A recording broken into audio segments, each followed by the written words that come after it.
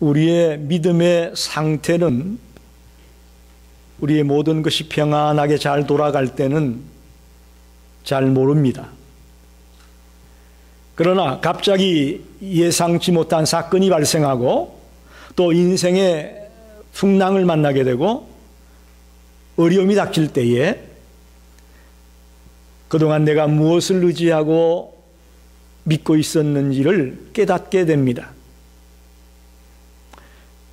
때로 놀라운 것은 평상시에 전혀 믿음이 없을 것 같았는데 갑자기 어려움을 만나고 시련을 당했을 때에 그 사람이 절대로 동요하거나 흔들리지 아니하고 주님을 의지하고 주님만을 붙들고 담대하게 달려가는 것을 볼 때 놀라게 됩니다. 물론 그 반대의 사람도 있죠. 평상시에는 아주 믿음이 좋은 것처럼 알았는데 사건이 생기고 문제가 생기고 나니까 우왕좌왕하면서 어쩔 줄을 몰라 하면서 쓰러지고 넘어지는 그런 사람도 있습니다. 그러나 오늘 본문에 나오는 백부장이라는 사람은 제가 처음에 얘기했던 사람입니다. 평상시에는 그가 믿음이 있는지 없는지도 몰랐는데 갑자기 어려운 일을 만나게 되고 위기의 순간을 맞이게 되었을 때에 그가 놀라운 믿음을 갖고 있었다는 것을 발견하게 되는 그런 인물입니다. 오늘 보니까 이 백부장에게는 자기가 신임하는 종이 있었는데 그 종이 죽을 병에 걸렸다 그런 말입니다. 자기의 병이 아니에요. 자기의 종이 아파 죽게 되었다.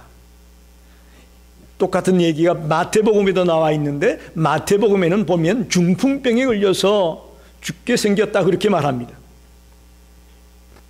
자, 이 사건을 만나게 되면서 놀랍게도 이 백부장은 예수님을 생각합니다. 할렐루야. 여러분은 위기를 만나고 어려움을 만나면 누구를 생각합니까? 돈 있는 친구를 생각하십니까? 높은 자리에 올라가 있는 그런 사람을 생각하십니까? 백부장은 놀랍게도 이런 위기 속에서 예수님을 떠올렸다는 것입니다. 그 당시에 주로 유대인들에게만 복음을 전했다고 우리가 알고 있습니다. 그런데 이 백부장은 이방인입니다. 로마의 군인입니다. 그런 백부장이 이런 놀라운 믿음을 갖고 있다는 것을 보면서 오늘 저희들이 도전을 받게 되는 것입니다. 먼저 우리가 생각할 것은 도대체 어떻게 그가 예수를 믿게 되었을까라는 것을 우리는 질문하게 됩니다. 로마의 백부장이, 즉 이방인이 어떻게 그가 예수를 믿게 되었을까? 여러분 질문하게 되잖아요. 먼저 7장 3절을 봅시다. 예수의 소문을 듣고 유대인의 장로 몇 사람을 예수께 보내어 오셔서 그 종을 구해 주시기를 청한지라 이렇게 말합니다. 이 3절 가운데서 우리가 주목해서 봐야 될 말은 예수의 소문을 듣고라는 말입니다. 예수의 소문을 듣고. 이 예수의 소문을 듣고라는 말씀을 읽게 되면서 생각나는 성경 구절이 있습니다. 로마서 10장 17절 말씀입니다. 그러므로 믿음은 들음에서 나며 들음은 그리스도의 말씀으로 말미암았느니라. 할렐루야. 우리의 믿음은 말씀을 들음에서 생긴다는 것입니다. 믿음은 들음에서 나고 들음은 말씀으로 말미암는다. 이건 매우 중요한 얘기입니다. 매우 중요한 얘기예요. 많은 사람들이 예수님 당시에 예수님에 대한 소문을 들었을 것으로 생각이 됩니다. 그가 어떻게 병자를 고치고 어떻게 기적을 행하고 어떤 천국 복음을 전거했는지 소문이 쫙 퍼졌을 거 아닙니까?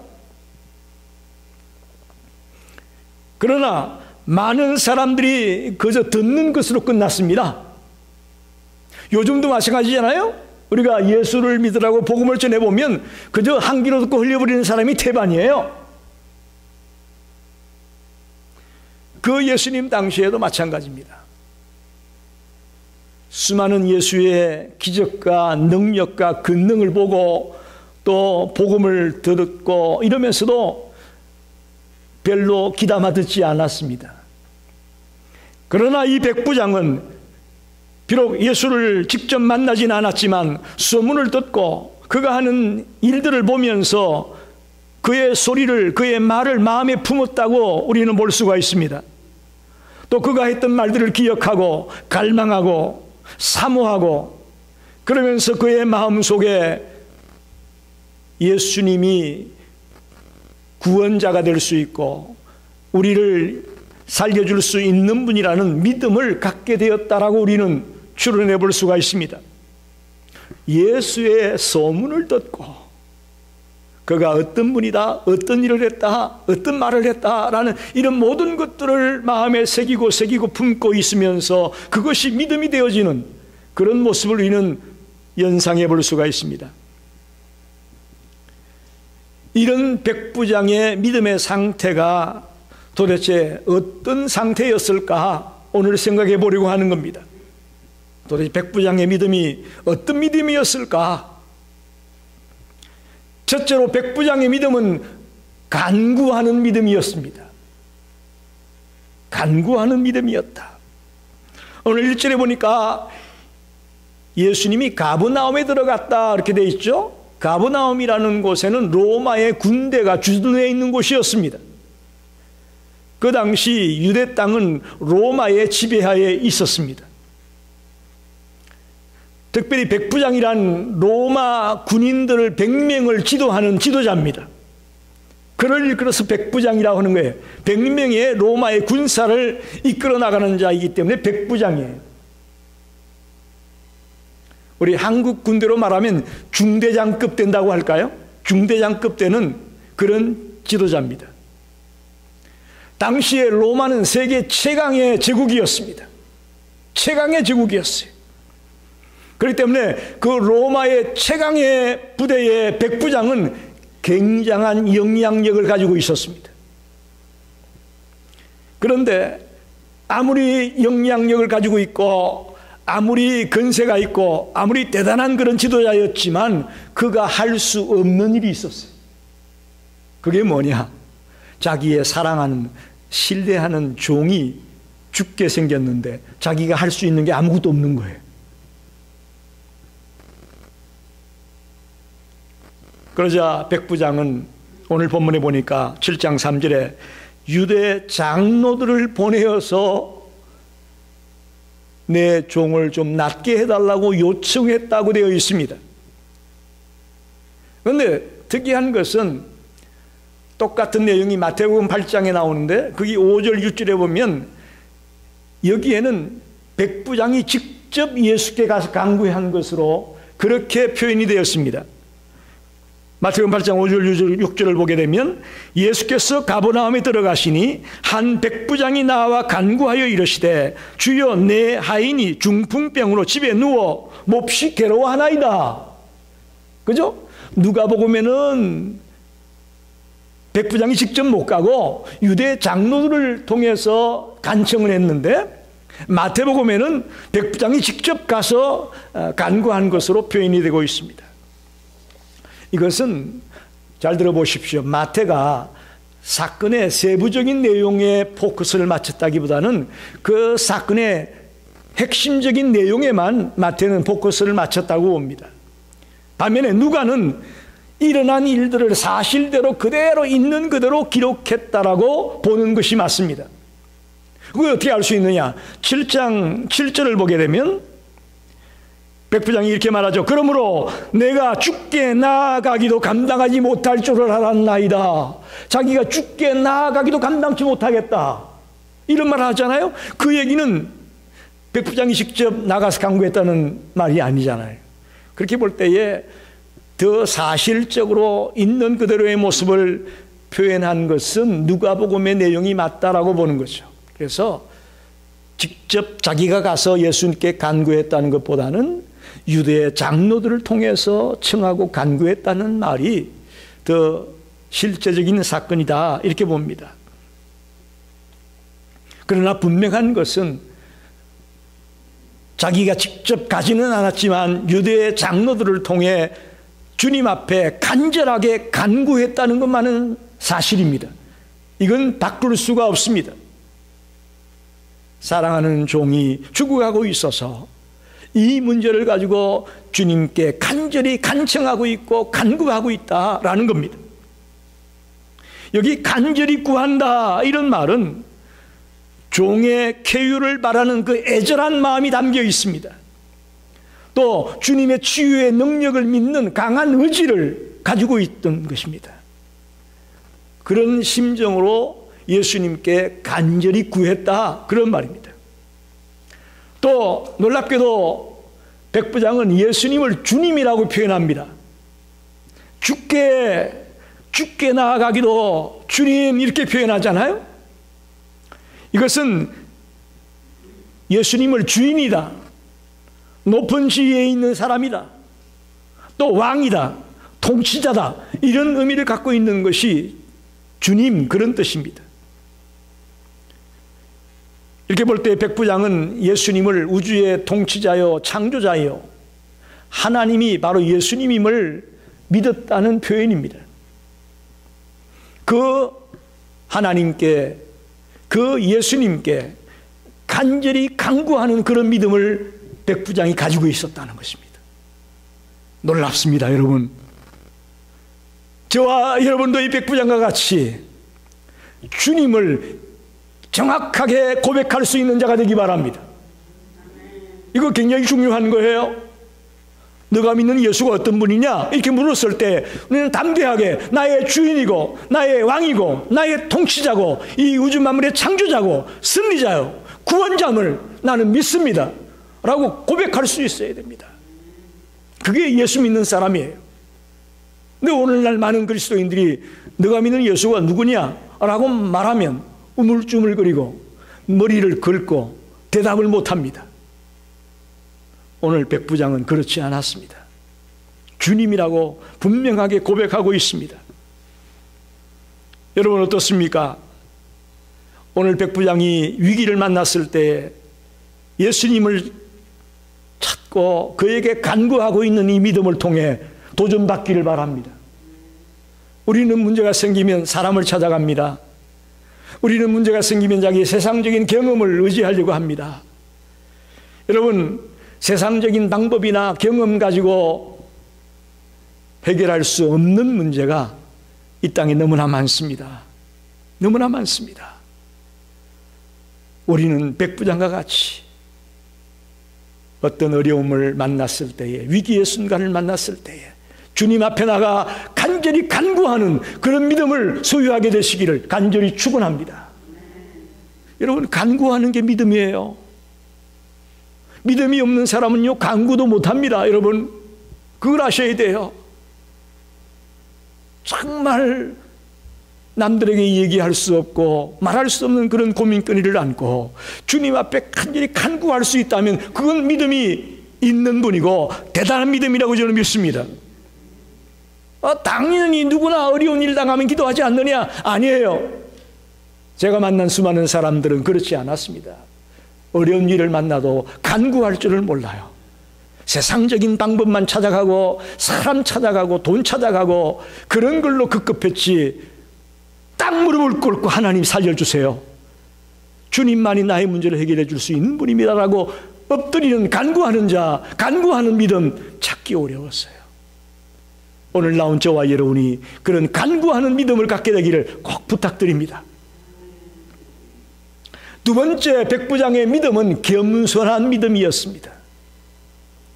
오늘 본문에 보면 나는 감당치 못하겠나이다. 예수님이 내 집에 오는 것도 감당하지 못하겠고 내가 주님께 가는 것도 감당하지 못하겠고 감당치 못하겠다는 그런 표현이 나옵니다. 여러분 보세요. 여기 감당한다는 말이 무슨 뜻일까요? 감당한다. 나는 충분하다. 나는 자격이 있다. 나는 그럴 가치가 있다. 그런 말이에요. 그게 감당하다 그런 말이에요.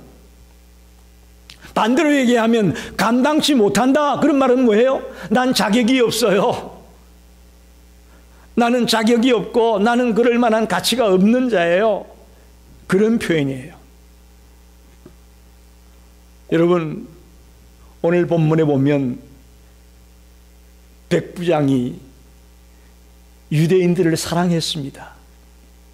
피지배자들 아닙니까? 자기는 지금 정복자로 그 땅에 와 있는 사람이에요. 그 땅에 있는 피지배자들로부터 존경을 받는다? 사랑을 받고 있다? 이거 굉장한 겁니다. 보통은 폭군이 되고 그 주민들을 괴롭히는 자가 되다 보니 사랑받기는커녕 존경받기는커녕 뒤에서 욕먹기 딱 좋은 위치가 백부장이에요. 그런데 오늘 본문에 보니까 그는 백성들에게 사랑을 받았고 주님을 예배하는 회당도 지어주고 정말 많은 일들을 했던 믿음의 사람임을 알 수가 있습니다. 그런데도 불구하고 놀랍게 백부장이 하는 말은 나는 감당치 못하겠나이다.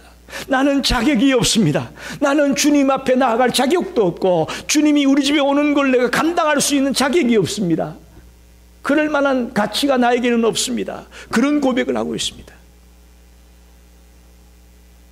놀라운 겸손의 믿음을 발견합니다.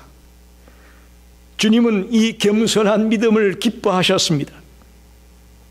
그는 로마의 군인으로 특히 백부장으로 힘이 있고 권력이 있었습니다. 뭐든지 할 수 있는 사람이었습니다. 그러나 그는 자기의 병도 아닌 자기의 종의 병의 문제를 가지고 주님 앞에 나가 나 감당할 수 없사옵나니 감당치 못하옵나니 라고 무릎을 꿇는 그 모습을 보면서 예수님이 그를 칭찬합니다. 이만한 믿음을 이스라엘 사람들에게서도 볼 수가 없었다. 할렐루야. 이런 믿음의 사람을 내가 이스라엘 땅에서 만나보지를 못했다. 그런 말이에요. 대단한 칭찬입니다.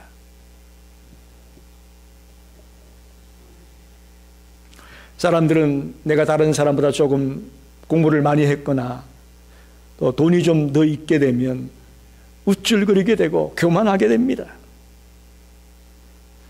사실 여러분 보십시오. 우리가 조금 가지고 있다는 거 하나님의 입장에서 볼 때 그거 어떻겠어요, 여러분? 제가 늘 쓰는 말이죠. 도토리 키재기예요. 시카고의 제일 높은 그 타워에 올라가서 밑을 내려다보게 되면 밑에 있는 사람이 어떻게 보인다고 그랬죠? 개미들이 기어가는 것처럼 새까맣게 왔다 갔다 하는 게 보여요. 자동차도 그만하게 보이고 사람은 뭐 그냥 잘 보이지도 않고. 그런데 거기서 우리들끼리는 누가 잘났고 누가 못났고 뭐 누가 높고 누가 낮고 주님이 볼 땐 다 똑같다는 얘기예요. 다 똑같다는 얘기라고. 어떤 분이 그렇게 말씀하십니다. 나이 80이 되면 학벌도 필요 없고 외모도 필요 없고 돈도 필요 없고 다 모든 게 평등해진다고. 참 일리가 있는 말입니다. 우리가 내가 좀 더 공부를 많이 했다, 내가 좀 돈이 많다, 내가 좀 높은 자리에 있다, 그건 주님께서 바라볼 때는요 아무 소용이 없는 거라는 거예요. 아셔야 돼요. 하나님 앞에서는 아무것도 아닌데 우리 그걸 잊어버리고 착각한단 말입니다. 그래서 그냥 사람만 만나면 자기 자랑하고 싶고 사람만 만나면 자기 잘난 것만 얘기하고 싶고 이게 착각이라는 거예요. 제가 지금도 기억에 남습니다마는 한국의 어떤 유명 목사님이 시카고의 한 교회 부흥회를 인도하러 왔어요. 그런데 설교하는 중에 이 목사님이 뭘 얘기했느냐, 자기가 차를 타고 착 교회에 오게 되면 장로들이 교회 행간에 쭉 도열을 해가지고 이렇게 한다는 거예요. 그런 예화를 설교 시간에 했다가 아주 비난을 산 그런 일이 있었다는 이야기입니다. 여러분, 교만은 착각이에요. 그래서 성경은 우리에게 끊임없이 교만하지 말라고 당부합니다. 예수 그리스도에 대한 믿음으로 산다는 것은 달리 말하면 저는 겸손하게 살아라 라는 말과도 같다고 믿습니다. 저와 여러분이 정말 믿음의 사람이라면 겸손하게 살게 되기를 바랍니다. 주님은 우리의 겸손한 믿음을 원하십니다. 어떤 처지에 놓였더라도 겸손한 믿음을 가지고 달려나가는 저와 여러분이 되시기를 꼭 부탁드립니다. 마지막으로 이 백부장의 믿음은 말씀대로 될 줄로 믿는 믿음입니다. 말씀대로 될 줄로 믿는 믿음. 6절 하반에 보면 내 집에 들어오심도 감당치 못하고 그랬고요. 7절 상반에 보면 내가 주께 나아가기도 감당치 못한다 라고 말합니다. 그러면서 연이어 나오는 말이 뭐죠? 말씀만 하사 내 하인을 낫게 하소서. 예수님은 이 백부장의 믿음에 감동합니다. 말씀만 하사 내 종을 낫게 하소서라는 말씀대로 될 것을 믿는 이 믿음을 보고 주님은 감동하십니다. 8절에 말하죠. 나도 남의 수하에 든 사람이요 내 아래에도 병사가 있으니 이들을 가라 하면 가고 저들을 오라 하면 오고 내 종들이 이것을 하라 하면 하나이다. 당신이 백부장이니까 당신 밑에 부하들에게 이거 하라면 하잖아요. 그죠? 그것처럼 예수님은 나에게 그렇게 말씀만 하시면 내가 하겠습니다. 그런 말이에요. 말씀대로 될 것입니다 라는 거예요. 이건 굉장히 실제적인 고백이에요. 저도 군대 생활을 해보지만 군대에서는 명령사회입니다. 명령에 죽고 명령에 사는 게 군인이에요. 거기는 아무것도 없어요. 일주일 아니 하루만 먼저 와도 상사요 고참이요 거기에 반항했다가는 난리가 나는 거예요. 그것을 아는 백부장이기에 예수님이 말씀만 하면 그대로 될 줄로 믿습니다라는 이 놀라운 고백이 백부장의 입에서 나오게 된 겁니다. 다시 말하면 당신은 나의 상관입니다. 나의 주인입니다. 나는 당신의 부하요 당신의 종입니다. 당신은 하나님이요 나는 피조물입니다. 그러니 말씀대로 될 줄로 믿습니다. 말씀만 하십시오 라고 요청하는 거죠. 여러분, 저와 여러분에게 과연 말씀대로 될 줄로 믿습니다라는 믿음이 있나요? 고개를 흔드는 분도 계시고 아멘 하는 분도 계시고 다양한 반응이 있을 줄 압니다. 여러분, 우리가 오늘 결단합시다. 백부장처럼 나도 말씀대로 될 줄로 믿는 믿음을 갖고 살아야 되겠구나. 오늘 결단합시다. 결단하셔야 됩니다. 오늘 믿음으로 산다고 하는 사람들이 너무 쉽게 믿음을 내팽개친다고 할까요? 그런 일들을 너무나 많이 보게 됩니다. 그 이유는 왜 그러냐? 믿음에 대한 확신이 없기 때문이에요. 에? 믿는 것 같다가도 믿음이 그냥 내팽개쳐버리고 또 믿는 것 같다가도 믿음을 잊어버리고 이것은 내가 믿는 이 믿음에 대한 확신을 우리가 붙들지 못했기 때문이다. 여러분, 심지어는 예수님의 제자들조차 그랬습니다. 예수님과 3년 동안 동고동락했던 그들도 이 믿음을 쉽게 내버릴 때가 있었습니다. 극단적인 예를 들어보면 예수님이 갈릴리 호수를 걸어서 오는 장면을 보고 베드로가 자기도 바다 위를 잠깐 걷게 되죠. 갈릴리 호수 위를 잠깐 걷게 됩니다. 그러다가 파도가 밀려오는 걸 보고 무서워하면서 물에 빠져들게 되잖아요. 그때 예수님이 마태복음 14장 31절에 말합니다. 믿음이 작은 자여 왜 의심하였느냐? 믿음이 작은 자여 왜 의심하였느냐? 라고 말씀합니다. 여러분, 이렇게 믿음이라는 것이 우리가 변치 않는 확실한 믿음을 갖고 있어야 될 텐데, 상황에 따라, 환경에 따라, 여건에 따라 우리의 믿음이 바뀐다는 것이에요. 이것은 백부장과 같은 말씀대로 될 줄로 믿는 이 믿음이 없기 때문이다. 저는 그렇게 믿습니다. 믿음은 여러분 입었다가 벗었다가 하는 옷이 아니에요. 무슨 말인지 이해되십니까? 평안할 때는 입었다가 위기가 닥치면 벗어버리는 그런 게 믿음이 아니라는 거예요. 믿음은 우리의 마음에 새겨져 있는 고백이고 또 확신임을 잊지 마시기를 바랍니다. 이건 절대로 벗을 수 없는 거예요. 절대로 내려놓을 수 없는 거예요. 절대로 내팽개칠 수가 없는 거예요. 이게 믿음이에요. 그런데 오늘 너무나 많은 그리스도인들이 벗었다가 입었다가 한단 말입니다.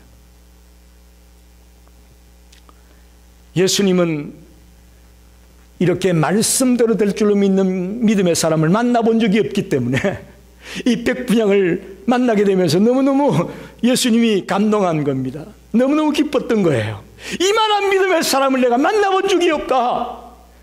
여기 모인 모든 성도들이 그런 믿음의 사람이 되기를 간절히 원합니다. 우리 이왕이면 그렇게 믿읍시다. 이왕이면 그렇게 믿다가 주님께 인정을 받고 칭찬을 받을 수 있는 그런 믿음의 사람이 되기 원합니다. 우리도 백부장처럼 말씀으로 충분합니다. 제 하인이 아무리 죽을 병에 걸려도 주님이 말씀만 하시면 나을 것입니다. 오시지 않아도 되니까 말씀만 해주십시오. 여기서 내 병이, 너의 종의 병이 낫다 말씀만 해주세요. 그러면 낫게 될 겁니다. 이 놀라운 믿음, 이 놀라운 열정이 저와 여러분에게 있기를 원합니다. 그러자 예수님은 그 백부장의 믿음을 보고 놀라서 감동해서 내 하인의 병이 나았다 할렐루야 말씀하십니다. 그리고 집에 돌아가 보니 그 병이 나았다라고 말씀합니다. 이 백부장은 예수님께 칭찬받는 믿음의 사람이기도 했지만 그 결과로 죽을 병에 걸렸던 종이 낫게 되는 기적도 경험합니다. 이게 믿음의 역사입니다. 이게 믿음의 역사예요. 말씀을 정리합니다. 저와 여러분의 믿음이 오늘 백부장과 비교해 볼 때 어떻습니까? 우리가 과연 백부장처럼 간구하는 믿음, 겸손한 믿음, 말씀대로 될 줄로 믿는 믿음이 있었나요? 혹시나 조금 부족했다면 오늘 말씀을 듣는 중에 내 믿음이 백부장의 믿음과 같이 예수님께 감동을 주고 기쁨을 줄 수 있는 그런 믿음의 사람으로 내가 바뀌어야 되겠구나 하고 다짐하게 되기를 바랍니다. 결단하게 되기를 바랍니다. 믿음은 하나님의 선물입니다. 여러분, 믿음은 선물이에요. 내가 믿고 싶다고 믿어지는 게 아니에요. 그러니 여러분은 지금 놀라운 하나님의 선물을 받은 자입니다. 할렐루야. 우리 주변에 많은 사람들요, 내 친척들, 내 친구들요, 아무리 예수 얘기해도요 그 선물을 받아들이지 못해요. 우리는 놀랍게도 그 믿음의 선물을 받은 자예요. 믿음 생활 오래 했다고 또 나름대로 열심히 믿었다고 하나님 앞에서 교만해 주면 안 됩니다. 이 믿음은 내가 쟁취한 것이 아니고 주님의 선물이거든요. 주님의 선물이에요. 저는 지금도 생각해 보면 아무 우리 집안에 예수 믿는 사람이 없는데 나같이 부족하고 연약하고 하잘것없는 자가 어떻게 우리 집안에서 가장 먼저 예수를 믿게 되었을까? 이걸 생각하면 은혜예요. 우리 김재일 집사님이 찬양하면서 은혜라는 고백을 했는데 은혜예요. 정말 생각하면 생각할수록 불신앙의 가정에 태어난 내가 어떻게 예수를 만나게 되었을까? 이 믿음이 선물이구나, 하나님의 은혜구나 하는 고백이 절로 나옵니다. 여러분, 믿음은 계급이 아닙니다. 믿음은 직급이 아닙니다. 오늘 교회 안에 싸움이 벌어지고 문제가 벌어지는 것은 다 믿음을 계급으로 알아요. 자기는 믿음이 좋고 너는 믿음이 나쁘고. 믿음은 선물이에요. 여러분, 직급이 아니에요. 계급이 아니에요. 주님이 기뻐하시는 믿음을 오늘 봤습니다. 간구하는 믿음입니다. 겸손한 믿음입니다. 말씀대로 될 줄로 믿는 믿음입니다. 우리 모두가 마지막 날까지 이런 믿음을 가지고 달려나가게 되시기를 간절히 축원합니다. 기도합니다.